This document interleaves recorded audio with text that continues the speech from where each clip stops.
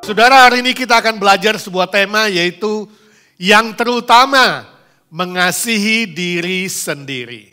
Ceritakan ada seorang yang bernama Otong, dia imigran dari Indonesia, mencoba berjuang mencari nafkah di Amerika. Punya bahasa Inggris pas-pasan dan dia mencoba melamar kerja. Dia tetap confident, percaya diri, dia tidak putus asa.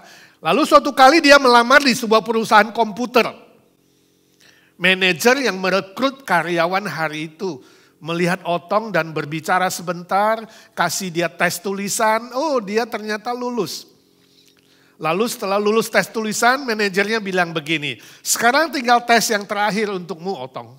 Apakah kamu bisa mengarang sebuah kalimat dengan memakai 3 kata yang saya berikan kepadamu? Saya berikan kamu 1 menit. Kalau kamu lulus, kamu akan diterima bekerja di sini. Lalu Otong mengatakan, siap Pak Manajer. Dan manajernya berkata, oke, kata yang saya berikan padamu cukup mudah. 3 kata yaitu yellow, pink, dan green. Otong berpikir sebentar. Dia katakan, Pak Manajer, saya siap mengarang kalimat itu. Manajernya mengatakan, silakan. Lalu Otong mengatakan, I hear the telephone ring 3 times. Green, green, green. Then I ping up the phone. And I say, yellow, this is Alpha Computer. How can I help you? Lalu manajernya kaget dan dia tertawa. Dia katakan, wow, bagus sekali kamu kreatif. Oke, Otong, kamu lulus. Besok mulai kerja di sini. Kamu akan saya tempatkan di bagian call center. Wah, Otong senang sekali. Saudara, ini hanya sebuah cerita humor. Tapi inilah sebuah contoh. Orang yang tidak melihat kelemahan dirinya, lalu jadi minder. Atau mencela diri, kemudian menghina diri, mengejek diri, merendahkan dirinya, meratap diri, membuang diri sendiri. Tidak. Walaupun Inggrisnya pas-pasan, Otong adalah sebuah contoh. Orang yang mengasihi dirinya. Dia menghargai dirinya, dia menerima dirinya, dan dia menggarap dirinya, dan mengembangkan dirinya. Permisi tanya saudara, bagaimana selama ini saudara melihat diri sendiri dan menghargai diri sendiri? Apakah saudara adalah seorang yang mencintai diri sendiri dengan benar? Mari kita baca apa yang diajarkan oleh Tuhan Yesus dalam Injil Matius pasal 22 ayat 39. Demikian firman Tuhan. Dan hukum yang kedua yang sama dengan itu adalah kasihilah sesamamu manusia seperti dirimu sendiri. Saudaraku, di sini ada 2 bagian penting dalam ayat firman Tuhan yang kita barusan baca, yaitu mengasihi sesama dan mengasihi diri sendiri. Tuhan Yesus mengajarkan kita mengasihi sesama kita seperti mengasihi diri sendiri. Artinya, kita tidak mungkin bisa mengasihi orang lain kalau kita tidak mengasihi diri sendiri. Sebab ukuran dari mengasihi orang lain adalah mengasihi diri sendiri. Itu sebabnya saya memberi tema khotbah ini. Yang terutama, yang terpenting adalah mengasihi diri sendiri. Oh, saudara mengatakan, Pak, bukankah ada lagu yang mengatakan yang terutama mengasihi Tuhan, memuliakan Tuhan? Yang terutama di dalam hidup ini, meninggikan nama Yesus. Jadi yang terutama mengasihi Yesus, meninggikan Yesus, memuliakan Tuhan. Benar saudaraku, itu tidak salah. Tidak salah bahwa mengasihi Tuhan itu adalah hukum yang pertama kata Tuhan Yesus. Tapi hukum yang kedua kata Tuhan Yesus yang sama dengan itu. Hukum kedua yang sama dengan hukum pertama mengasihi Tuhan adalah mengasihi orang lain sesama seperti diri sendiri. Jadi logikanya adalah saudara, orang yang tidak bisa mengasihi diri sendiri, tidak mungkin mengasihi orang lain.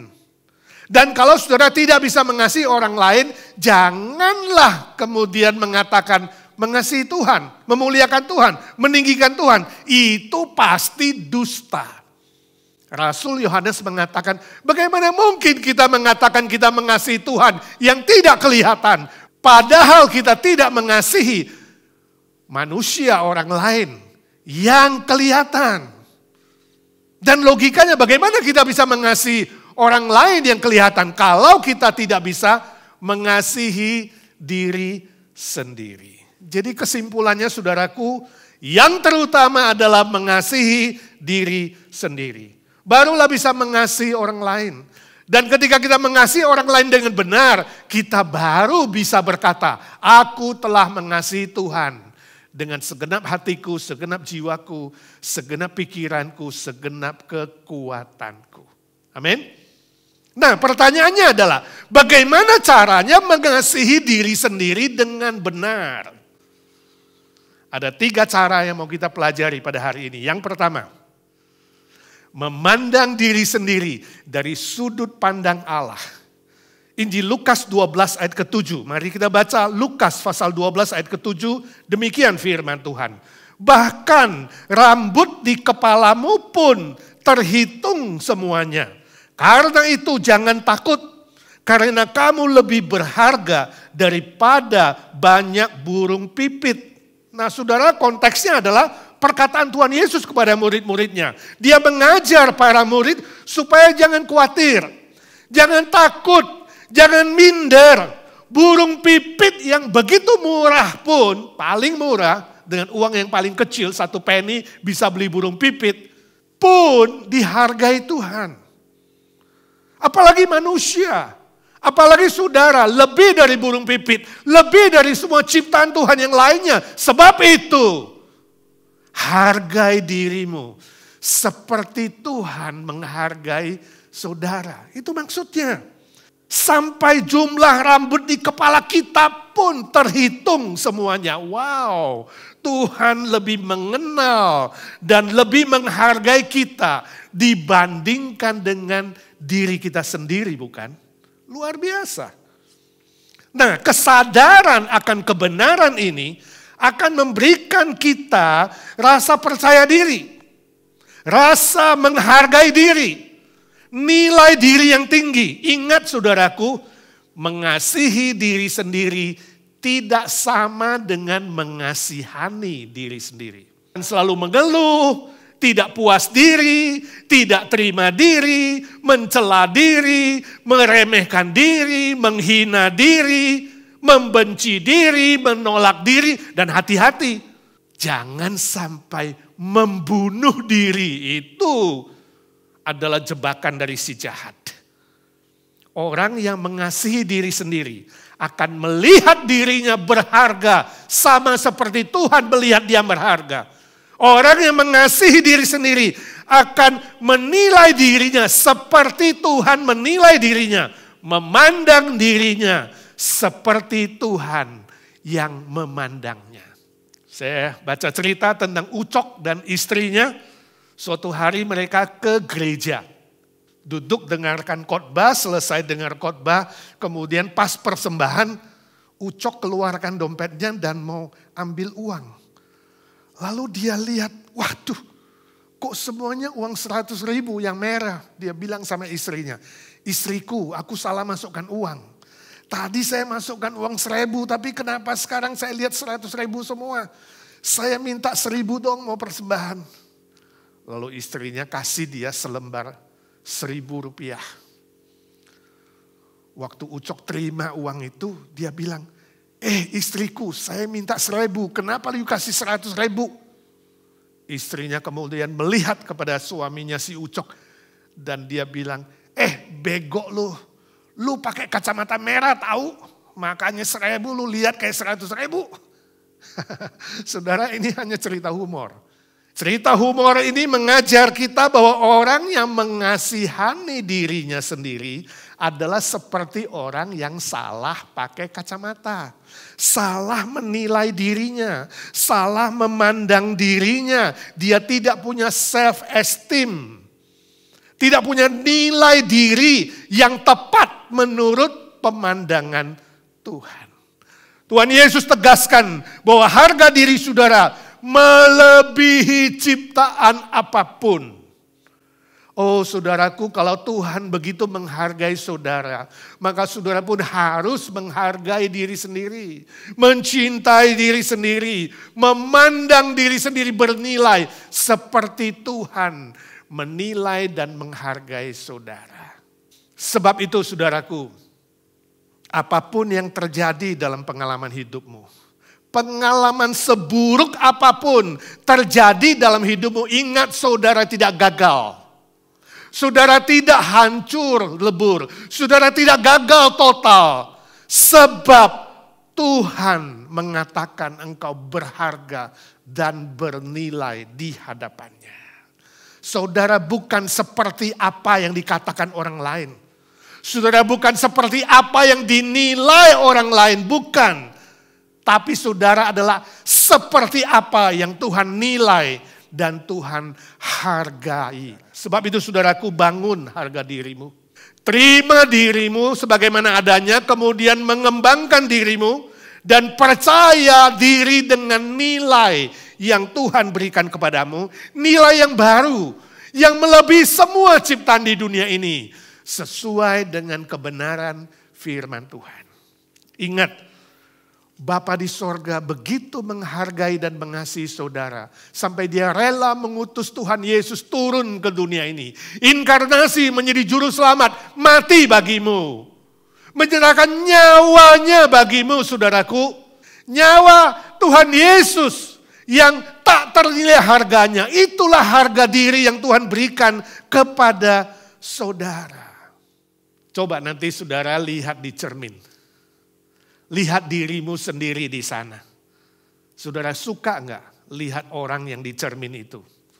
Bagaimana saudara melihat diri sendiri, itu menentukan bagaimana saudara menjawab pertanyaan yang saya akan berikan di bawah ini.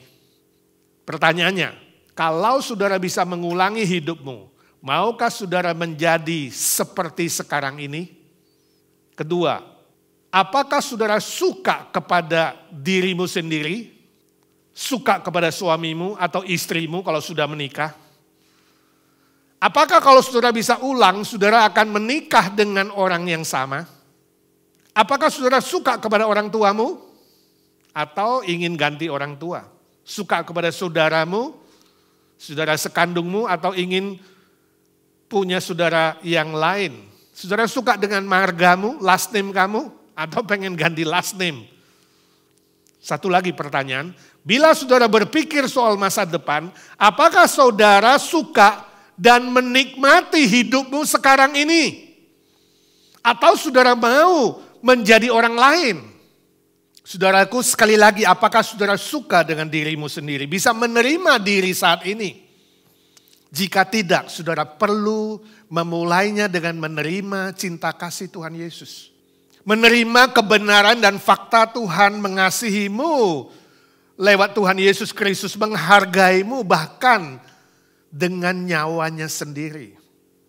Ingat, tanpa memiliki cinta kasih Yesus Kristus di dalam diri saudara, tidak mungkin saudara bisa mengasihi dengan baik dan benar. Kalau saudara tidak memiliki cinta kasih yang baik dan benar, bagaimana saudara bisa mengasihi diri sendiri? Lalu bagaimana saudara bisa mengasihi orang lain? Sebab di dalam saudara tidak ada cinta kasih yang baik dan benar.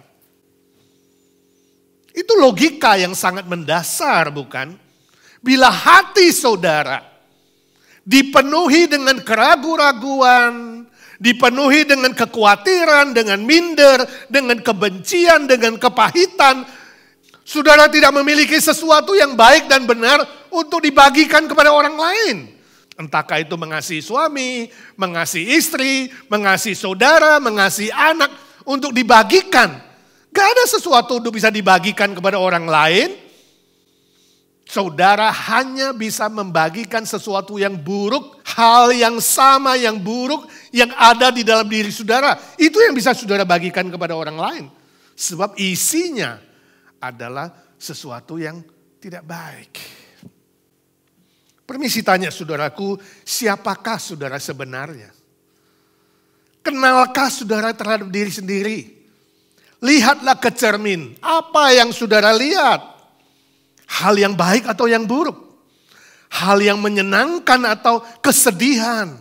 Kepuasan atau kekecewaan? Ada harapan atau putus asa? Ada kegagalan atau kesuksesan? Apa yang saudara lihat di dalam diri saudara sendiri? Kalau orang bertanya kepada saudara, who are you? Siapakah kamu? Apa jawab saudara? Biasanya kalau pertanyaan ini ditanyakan, orang-orang akan menjawab soal profesinya. Oh, saya adalah dokter, saya perawat, saya pedagang, saya mahasiswa, saya salesman. Oh, saya bekerja di pabrik. Oh, saya adalah sesuatu, pekerjaannya. Tapi hari ini bukan itu maksud saya ketika saya tanya, who are you? Siapakah saudara? Bukan soal profesi, bukan soal pekerjaan. Jika orang tidak bisa menjawab dengan baik dan benar pertanyaan ini, siapakah dirinya? Berarti dia salah memandang dirinya sendiri. Orang yang demikian telah kehilangan relasi dengan dirinya sendiri. Dia hanya berelasi dengan pekerjaannya. Dia hanya berelasi dengan harta benda, berelasi dengan uang, berelasi hanya dengan sesuatu yang materi yang sifatnya sementara. Mengapa demikian? Sebab relasinya dengan Tuhan tidak beres. Jika relasi saudara dengan Tuhan tidak beres, maka relasimu dengan dirimu tidak beres. Dan akibatnya relasi dengan orang lain pun tidak beres. Saudaraku, kesibukan yang tidak menentu dapat menjerumuskan hidup saudara dalam bayang-bayang diri yang tidak jelas. Hidup saudara akan ditentukan oleh orang lain.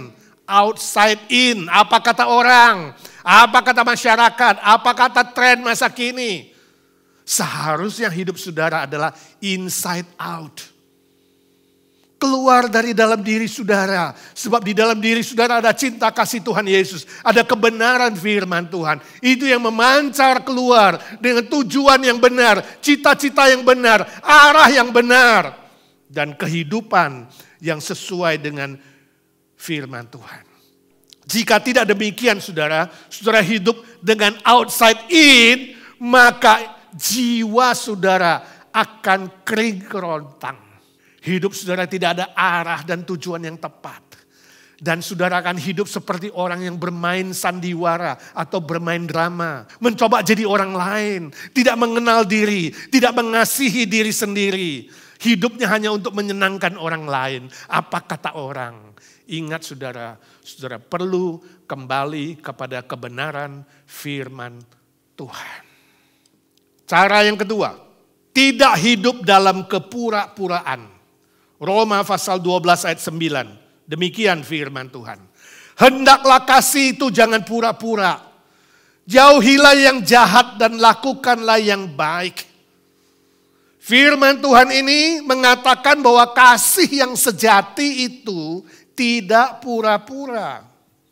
Jadi orang yang mengasihi diri sendiri tidak hidup di dalam kepura-puraan. Dengan kata lain, hidupnya transparan, terbuka. Terbuka di hadapan Allah, terbuka di hadapan manusia. Seperti yang diajarkan oleh Tuhan Yesus. Kalau iya, bilang iya. Kalau tidak, bilang tidak. Lebih dari itu, datang dari si jahat. Orang yang hidupnya pura-pura, ibarat orang yang pakai topeng. Sebab dia minder. Dia tidak mengenal diri, dia tidak percaya diri. Dia melihat dirinya dengan kacamata yang salah. Sebab itu dia akan memakai topeng. Sama seperti orang Farisi dan ahli Taurat yang ditegur oleh Tuhan Yesus. Dari luar tampak bersih, tapi dalamnya kotor dan bau busuk. berdoa, berpuasa, memberi persembahan agar dilihat orang lain, atau ingin mendapatkan balasan yang lebih besar, hanya pura-pura. Bernyanyi memuji Tuhan, tapi hatinya jauh dari Tuhan, hanya pura-pura. Mudah tersinggung, baper, karena rasa tidak aman, lalu suka marah-marah dan menyakiti orang lain. Suka pamer untuk menutup mindernya. Pamer kekayaan, kemewahan, gelar, menganggap diri paling pintar, suka memuji diri sendiri, atau maunya dipuji, banyak bicara, sedikit bekerja. Hidupnya mirip ular kepala dua, bicara di depan dan di belakang berbeda. Di depan mulutnya manis, tapi di belakang bisa menusuk dengan tajam. Di depan bilang, no problem, saya suka dengan kamu kok, kerjanya bagus. Tapi di belakang bilang, brengsek ya, kerjanya kok gak karuan. Pepatah Indonesia mengatakan, lempar batu sembunyi tangan. Orang yang pengecut tidak berani terbuka di hadapan Tuhan dan tidak berani terbuka di hadapan manusia. Itulah Farisi, itulah ahli Taurat, itulah orang yang hidup dalam kepura-puraan. Sebaliknya orang yang mengasihi diri sendiri, dia sadar dirinya tidak sempurna, dia sadar semua manusia sama di hadapan Tuhan, gak ada bedanya. Dirinya dan orang lain sama di hadapan Tuhan. Sama-sama orang berdosa dan sama-sama membutuhkan juru selamat. Sama-sama diampuni oleh Tuhan. Sebab itu dia akan berani terbuka di hadapan Tuhan. Berani terbuka di hadapan manusia. Tidak pura-pura tapi rendah hati dan siap dibentuk, digembleng, dilatih oleh Tuhan. Semakin hari semakin dewasa di dalam iman, di dalam kebenaran, dan di dalam cinta kasih. Sesuai dengan kasih Kristus. Suatu kali ada seorang CEO yang ingin pensiun, lalu dia ingin menyerahkan jabatannya kepada salah satu bawahannya yang terbaik. Suatu hari dia panggil semua bawahannya, asistennya, lalu dia bilang, saya segera akan pensiun dan hari ini saya berikan kalian masing-masing sebutir benih untuk ditanam, dirawat, dipupuk. Setelah 3 bulan, bawalah kembali tanaman yang saudara pupuk itu di dalam pot saudara. Nanti tanaman siapa yang paling bagus, dia yang menang, dia yang akan menjadi CEO menggantikan saya di perusahaan ini. Wah, semua asisten senang membawa pulang benihnya masing-masing. Juga salah satu asisten yang bernama Tony, begitu tiba di rumah, wah dia langsung masukkan pot, dia rawat dengan disiplin, dia kasih pupuk, tiap hari dia siram dengan air, ya. Pokoknya dia rawat baik-baik. Kira-kira menjelang 3 bulan dia masuk kantor, si Tony mendengar semua teman-temannya menceritakan soal tanaman mereka yang bertumbuh dengan sehat dan baik. Bagus-bagus, masing-masing mengungguli tanamannya. Tony sedih dan kecewa. Sebab apa? Sebab benih yang dia tanam tidak tumbuh. Dalam hatinya berpikir, aduh gimana ya. Menjelang waktu yang sudah ditentukan, Tony berkata kepada istrinya, istriku, saya kira saya tidak akan membawa benih yang busuk di pot ini. Sebab aku malu, aku mengecewakan bosku. Lalu istrinya bilang, bawa aja mas, gak apa-apa. Paling tidak kan kamu tunjukkan kamu sudah berusaha maksimal. Kamu sudah lakukan seperti arahan bosmu, walaupun benih itu busuk dan tidak bisa tumbuh. Itu minimal adalah itikat yang baik bukan? Lalu Tony mengatakan, oke lah kalau begitu. Lalu tiba harinya harus bertemu dengan CEO-nya. Tony bawa pot yang kosong ke kantor. Masuk ke ruang pertemuan. Semua teman-teman yang lain melihat Tony membawa pot yang kosong. Mereka memandang dia dengan rasa kasihan. Kenapa pot yang kosong? Lalu CEO-nya masuk. Wah, dia lihat semua tanaman di pot masing-masing bertumbuh dengan bagus. Ada kembang yang warna kuning, ada yang warna merah, ada tanaman sayuran, ada tanaman buah yang segar. Tiba di hadapan Tony, CEO-nya melihat pot yang kosong. Tony hanya tundukkan kepala, dia malu gak berani angkat kepalanya. Kemudian CEO-nya berkata, Tony, saya minta kamu maju ke depan. Lalu ceritakan secara kronologis bagaimana prosesnya kamu menanam dan merawat benih itu. Kenapa potmu kosong? Singkat cerita, Tony maju, kemudian dia ceritakan seluruh prosesnya. Bahwa benih itu busuk dan tidak bisa bertumbuh dan dia gagal. Selesai dia cerita, CEO mengatakan, teman-teman mari kita tepuk tangan untuk Tony. Tony adalah CEO yang baru dari perusahaan ini. Dia yang akan menggantikan saya. Wah, orang-orang pada heran. Kemudian CEO itu melanjutkan. Dia katakan, saudara-saudara, sekarang saya jelaskan. Sebelum saya serahkan benih itu kepada saudara, benih itu telah saya rebus dengan air panas yang mendidih. Dan benih itu mati, gak mungkin bisa bertumbuh. Jadi kalau hari ini saudara-saudara membawa pot dengan tanaman atau bunga yang bertumbuh, berarti saudara telah membohongi saya. Menggantikan dengan benih yang lain. Saudara berpura-pura. Saudara tidak transparan dan tidak terbuka. Tony adalah satu-satunya yang berani jujur, berani terbuka, berani transparan. Itulah integritas seorang CEO. Yang baik dan benar yang akan menggantikan saya. Saudaraku, ini adalah sebuah contoh dari orang yang mengasihi dirinya sendiri. Berani jujur dan terbuka terhadap diri sendiri. Jujur dan terbuka di hadapan Tuhan, terbuka di hadapan manusia. Transparan diri akan menghasilkan percaya diri.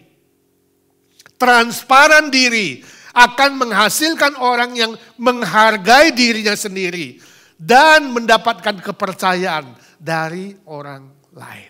Saudaraku, sebenarnya yang hebat itu adalah istrinya Tony, bukan? Dia tidak malu kalau suaminya gagal. Dia tidak suruh suaminya berpura-pura atau berbohong atau mengganti dengan benih yang lain. Tapi dia meyakinkan suaminya agar berani transparan. Tetap menjaga integritas diri. Menceritakan apa adanya semua proses itu. Istri yang baik dan benar adalah istri yang menciptakan harga diri suaminya. Membuat suaminya mencintai diri. Menjaga integritas diri. Dan membuat suaminya sukses dan berhasil dalam hidup ini. Amin. Cara yang ketiga. Untuk mencintai diri. Berani berubah dalam Kristus. 2 Korintus pasal 5 ayat 17. Demikian firman Tuhan. Jadi siapa yang ada di dalam Kristus, ia adalah ciptaan baru. Yang lama sudah berlalu, sesungguhnya yang baru sudah datang. Saudaraku, firman Tuhan mengatakan setelah kita di dalam Kristus, yaitu menerima anugerah keselamatan dari Tuhan Yesus. Menerima anugerah pengampunan dosa dari Tuhan Yesus. Dan menerima jaminan hidup kekal. Status kita diubah 180 derajat. Dari musuh Allah menjadi anak Allah. Yang harusnya dihukum di neraka. Kini menjadi ahli waris kerajaan sorga. Itulah harga diri yang paling sempurna. Paling tinggi, paling mulia. Kekal sifatnya. Nah, saudara, perubahan status ini juga mengubah prinsip hidup kita. Falsafah hidup kita. Motivasi hidup kita. Tujuan hidup kita. Dan cara hidup kita. Di dalam semua aspek kehidupan sehari-hari. Saudaraku, untuk mengasihi diri sendiri, kita harus berani berubah 180 derajat. Seperti yang dikatakan Tuhan. Yang lama sudah berlalu dan yang baru sudah datang. Oh, memang tidak mudah dan tidak enak kadang-kadang disuruh berubah.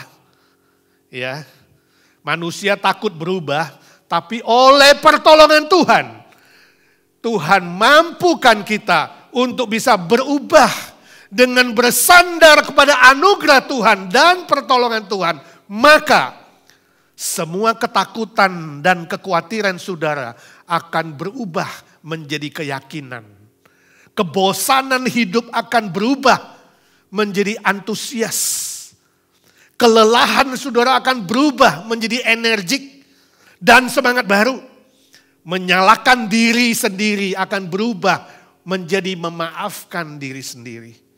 Menolak diri sendiri akan berubah menjadi menerima diri sendiri. Membuang diri akan berubah menjadi menghargai diri sendiri. Kegagalan akan berubah menjadi sukses di hadapan Tuhan. Amin.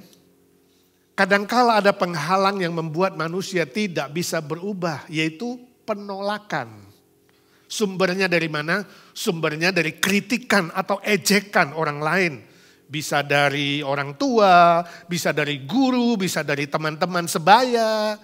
Ya, misalnya ada orang yang suka beri label atau julukan kepada orang lain. Khususnya zaman kita dulu masih sekolah. Ya, ada yang gemuk kita panggil si gendut atau si gentong. Yang kurus kita panggil si cacing, ya, si kalah, si bego. Ada yang si hitam, si cebol, dan sebagainya, dan sebagainya. Label-label itu, julukan-julukan itu, kritikan-kritikan dari orang lain seringkali menciptakan penolakan dalam jiwa kita. Ada juga ibu atau bapak yang sudah menolak anaknya sejak dari dalam kandungan. Mungkin anaknya tidak diharapkan, anaknya itu anak yang tidak sah, ya, atau ada faktor lain, atau dia kebanyakan anak. Yang pasti anak itu tidak diharapkan. Kalau saudara tahu bahwa kamu tidak diharapkan ada di dunia ini, pastilah ada rasa penolakan itu, bukan? Kemudian bisa membenci diri dan membenci orang lain. Ingat, saudara dapat terlalu banyak memberikan materi atau harta kepada anak saudara. Tapi saudara tidak pernah akan terlalu banyak memberikan cinta kasih kepada anak saudara. Sebab itu untuk semua orang tua, kasihilah dan cintailah anakmu. Seterusnya, sebagaimana mereka adanya. Terima mereka sebagaimana adanya dan kasih mereka sebagaimana adanya. Jangan suka banding-bandingkan dengan anak orang lain atau saudaranya yang lain. Setiap anak itu unik di hadapan Tuhan. Diterima, dicintai, dihargai. Sebagaimana Tuhan menghargai mereka. Demikian pula suami istri. Harus belajar saling menerima. Saling mengasihi sebagaimana adanya. Jangan banding-bandingkan istrimu dengan istri orang lain. Atau suamimu dengan suami orang lain. Jangan. Sebab penolakan akan menciptakan trauma atau cacat di dalam jiwa. Yang bisa menghalangi saudara untuk mencintai diri sendiri, menerima diri sendiri, dan menghargai diri sendiri. Dan semua trauma itu akan menghalangi saudara berubah menjadi lebih baik dan menjadi lebih benar. Tapi puji Tuhan, kita memiliki Tuhan Yesus. Barang siapa ada di dalam Kristus, Tuhan Yesus akan memampukan saudara untuk bisa berubah ke arah yang baik dan benar sesuai firman-Nya. Sebenarnya jika ada orang yang takut berubah atau tidak mau berubah, dia bisa melihat fisiknya sendiri, bukan? Melihat tubuhnya sendiri, bukan? Sebab setiap hari kita berubah karena waktu berubah. Waktu berjalan terus dan berubah terus. Mau tidak mau, suka atau tidak suka, sadar atau tidak sadar, semua kita sedang berubah, bukan? Coba kalau saudara lihat foto-foto zaman dulu, saudara akan melihat perubahan itu. Umur 17 sampai 20-an, kita melihat foto yang cantik, yang ganteng, pokoknya seperti bintang film. Umur 30-an sampai 40-an, rambut berubah, gigi berubah, perut mulai mencuat ke depan, katanya banyak kemajuan. Umur 50-an mulai ada uban, atau kepalanya mulai botak, atau ada tambal sulam di sana sini. Umur 60-an, HP-nya, nomor-nomornya adalah kebanyakan nomor dokter dan nomor apotik katanya. Umur 70-an, saudara duduk di kursi goyang namun gak kuat menggoyang. Sana sini mulai rasa sakit. Kalau ada tempat yang tidak sakit, mungkin sekali itu sudah tidak berfungsi atau rusak. Saudaraku, memang berubah itu kadang-kala tidak enak. Namun kita harus berubah. Sebab perubahan itu tidak bisa dihindari. Lihatlah ciptaan Tuhan di alam semesta ini misalnya. Tiap 24 jam diganti dengan hari yang baru. Tiap 7 hari diganti dengan minggu yang baru. Tiap 30 hari diganti dengan bulan yang baru. Dan tiap 12 bulan diganti dengan tahun baru. Berubah terus. Secara tidak sadar sebenarnya manusia sering berganti ini dan itu bukan? Misalnya ganti pakaian, ganti sepatu, ganti menu makanan, ganti sekolah, ganti pekerjaan, ganti perhiasan, ganti mobil, ganti perabot, ganti teman, ganti pacar, ganti gereja, ganti presiden barusan, ganti partai. Ada juga yang ganti istri, ganti suami, dan sebagainya, dan sebagainya. Ya, kita ganti ini dan ganti itu, saking banyaknya berganti ini dan berganti itu, manusia lupa bahwa dirinya pun perlu berganti atau berubah. Berubah menjadi lebih baik, berubah menjadi lebih benar. Dan itu hanya bisa terjadi di dalam kemurahan Tuhan Yesus Kristus. Oleh anugerah dan pertolongan Tuhan Yesus kita bisa berubah semakin baik dan semakin benar. Itulah rahasianya mengasihi diri sendiri. Lalu kita baru bisa mengasihi orang lain. Nah, saya ingin berikan saudara PR, pekerjaan rumah. Coba saudara tuliskan. Saudara perlu berubah dalam hal apa saja agar bisa lebih mengasihi diri dan mengasihi orang lain. Mungkin prinsip hidupmu perlu berubah. Mungkin tujuan hidupmu perlu berubah. Cara hidupmu perlu berubah. Mungkin motivasimu yang perlu diubah. Atau cita-citamu yang perlu diubah. Cocokkanlah semuanya itu dengan kebenaran firman Tuhan. Sebab Tuhan kita adalah Tuhan yang memegang masa depan.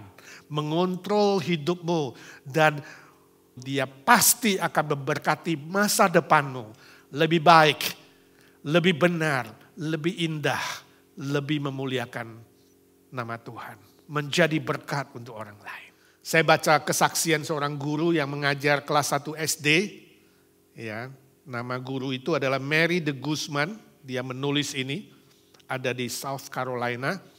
Dia cerita suatu hari ada salah satu muridnya yang bernama Taylor. Taylor bertanya kepada neneknya setelah dia mendengarkan firman Tuhan. Dia bilang, Nek, benar gak bahwa saya ini adalah anak Tuhan? Lalu neneknya mengatakan, ya Taylor, kenapa kamu ragu? Kamu adalah anak Tuhan. Lalu Taylor diam sebentar. Dia berpikir sejenak, agak bingung. Kemudian dia bilang sama neneknya, Nek, kalau gitu aku segera mau pulang cari papa dan mama. Kenapa? Saya mau bilang kepada papa mama, mereka salah. Mereka pikir saya anak mereka. Saudara, ini humor anak-anak. Tapi cerita anak itu perlu diteladani. Minimal dia yakin 100% dia adalah anak Tuhan. Bahkan dianggap dia bukan anak papa mamanya. Secara teologis benar sih. Nanti di sorga mereka jadi saudara. Keyakinan ini saudara penting sekali. Sebab itu saudara, lain kali kalau saudara ditanya, who are you? Siapakah kamu? Saya ingin saudara menjawab dengan mantap. Saya adalah anak Tuhan. Ahli waris kerajaan sorga. Sebab Tuhan Yesus telah mati bagiku menggantikan hukuman dosaku. Memberi aku hidup kekal. Dan itu adalah harga diri yang paling spesial di dalam diriku. Aku menghargai diriku, mencintai diriku, mengembangkan diriku, menyukai diriku, supaya aku bisa mengasihi orang lain. Dengan demikian aku mengasihi Bapa yang di sorga, Tuhanku, Allahku yang hidup selama-lamanya. Amin. Bisa saudara menjawab begitu? Puji Tuhan. Mari kita berdoa. Bapa di sorga, kami mengucap syukur dan terima kasih. Sebab Engkau begitu mencintai dan menghargai kami. Sehingga memberikan Tuhan Yesus mati bagi kami. Menggantikan hukuman dosa kami ya Tuhan Yesus. Terima kasih, terima kasih. Tolong kami sadar bahwa harga diri kami adalah seperti nyawa-Mu yang tak ternilai itu, yang kekal adanya. Ajar kami mulai hari ini boleh mengasihi diri sendiri dengan baik dan benar. Sesuai firman-Mu. Dengan demikian kami bisa mengasihi orang lain. Dan dengan demikian kami sungguh-sungguh menjadi orang yang mengasihi Tuhan dengan segenap hati, segenap jiwa, segenap pikiran, segenap kekuatan kami. Dalam nama Tuhan Yesus Kristus kami berdoa dan memohon berkat Tuhan. Amin. Amin.